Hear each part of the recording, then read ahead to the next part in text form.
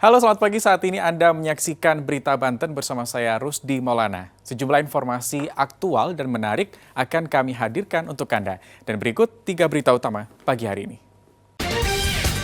Pesta miras oplosan di dalam lapas, 2 warga binaan tewas.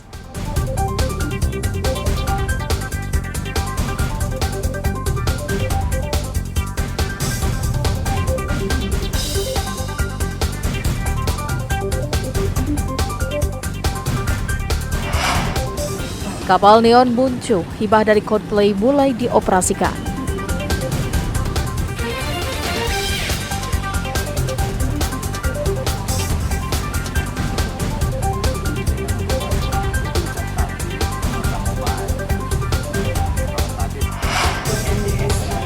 Masuk masa kampanye, Cawapres Mahfud MD kunjungi Ponpes, Prabowo berziarah ke Masjid Banten Lama.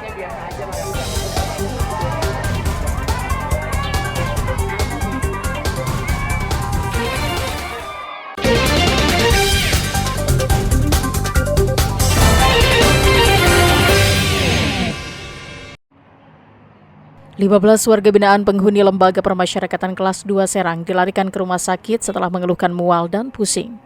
Gejala yang dirasakan oleh para binaan ini terjadi setelah mereka pesta miras oplosan di dalam lapas.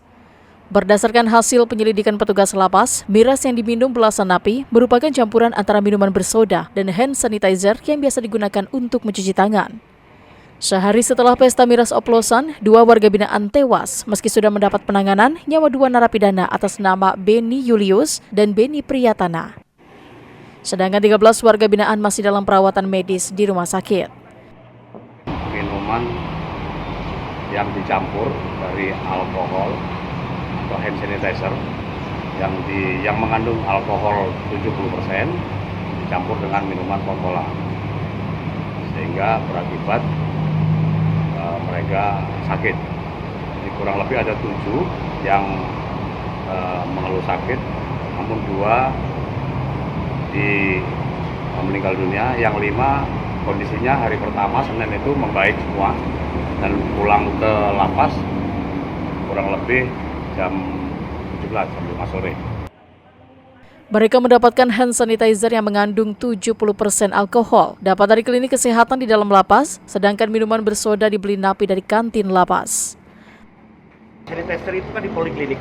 Poliklinik itu kan di depan. Kalau dulu kita ingat COVID-19 itu kan selalu disediakan. Nah itulah yang diambil, Mas. Itu yang diambil untuk nyuci koreng. Akibat kejadian tersebut, Kanwil Kemenkumham Banten masih menyelidiki termasuk memeriksa 2 regu petugas keamanan lapas atau sipir yang saat itu piket. Ariel Maranus dan Fajri Munawir melaporkan dari Kota Serang. Seorang santri menderita luka senjata tajam usai mempertahankan gawai miliknya yang akan diambil pelaku kejahatan. Peristiwa tersebut terjadi di Jalan Keranggan, Kecamatan Setu, Tangerang Selatan. Kejadian bermula saat korban, Rizky, 15 tahun, sedang asik memainkan telepon genggamnya di depan warung. Tanpa disadarinya datang 3 pelaku menaiki motor. 2 pelaku turun dan mendekati korban, sementara 1 pelaku lain berjaga di motor. Pelaku kemudian berusaha mengalihkan perhatian korban dengan berpura-pura menanyakan alamat, sementara 1 pelaku lainnya dengan cepat mengambil telepon genggam korban yang tergeletak di bangku. Melihat itu, korban pun berusaha mencegah hingga perkelahian tidak terhindarkan antara korban dengan 2 orang pelaku. 1 pelaku kemudian mengeluarkan senjata tajam dan membacok korban. Korban pun berteriak kesakitan hingga membuat para pelaku kabur, meninggalkan korban yang sudah terluka parah tanpa berhasil mengambil telepon genggam korban. Korban diketahui menderita luka parah di kepala dan mendapatkan 15 jahitan. Menurut Ketua RW, peristiwa seperti ini baru pertama kali terjadi di lingkungannya.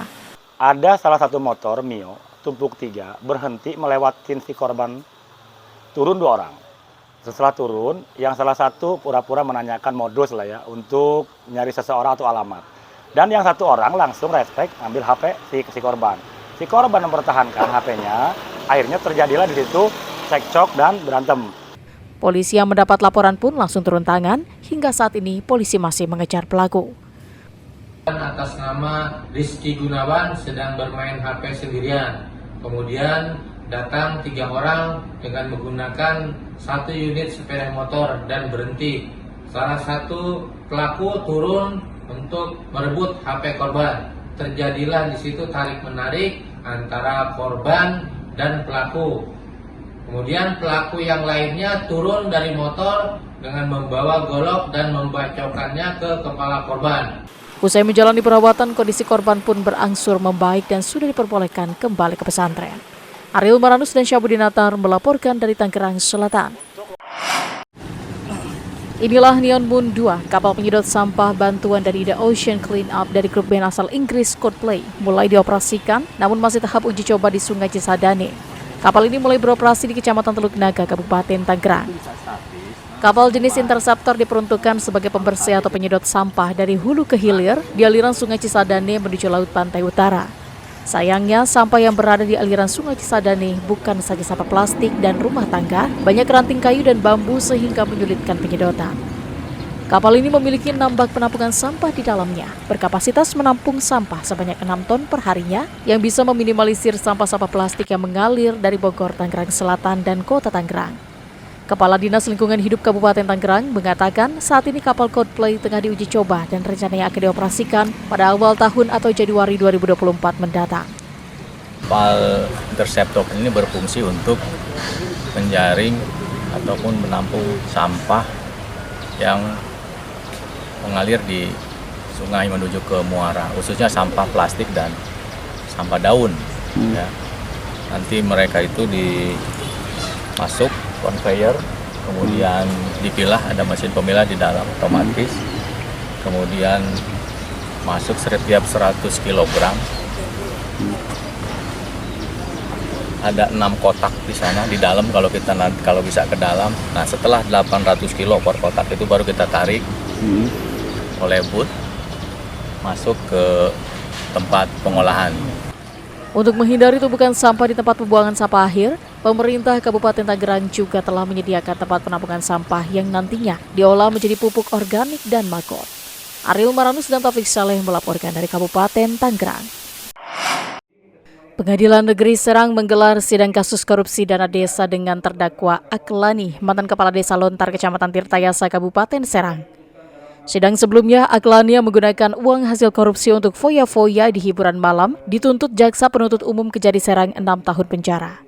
Berdasarkan fakta-fakta pengadilan, Aklani dinyatakan bersalah dan terbukti melanggar Undang-Undang Tipikor Pasal 3. Akibat perbuatannya, Aklani dijatuhi vonis 5 tahun penjara dan denda sebesar 300 juta rupiah. Selain itu, Aklani juga dijatuhi hukuman tambahan yakni membayar uang pengganti sebesar 790 juta rupiah. Jumlah ini merupakan kerugian negara yang telah dikurangi 198 juta rupiah yang telah dikembalikan oleh Aklani kepada negara. Tidak terbukti secara sah dan meyakinkan bersalah melakukan tindak pidana sebagaimana dalam dakwaan primer. 2. Membebaskan terdakwa karena itu dari dakwaan primer tersebut. 3. Menyatakan terdakwa Aklani bin Bahrudin telah terbukti secara sah dan meyakinkan bersalah melakukan tindak pidana korupsi sebagaimana dalam dakwaan subsidiar. Terkait putusan tersebut, kuasa hukum Aklani menyatakan untuk pikir-pikir. Untuk vonis kita akan pikir-pikir dulu karena dari tuntutan kan 6 tahun, ini 5 tahun jadi turun setahun doang. Tapi kalau untuk pasal kan kemarin dakwaannya tuntutannya ini primer ya, pasal 2 kita bersyukur karena perbedaan pasal itu jadi subsidiar di pasal 3. Aklani, mantan Kades Lontar, menggunakan dana desa untuk kebutuhan pribadinya, salah satunya untuk berfoya-foya bersama dengan staf-stafnya menyawer sejumlah pemandu lagu karaoke. Selain dana pembangunan desa, dana desa tersebut juga seharusnya digunakan untuk bantuan kepada masyarakat di masa pandemi COVID-19. Ariel Maranus dan Fajri Munawir melaporkan dari Kota Serang.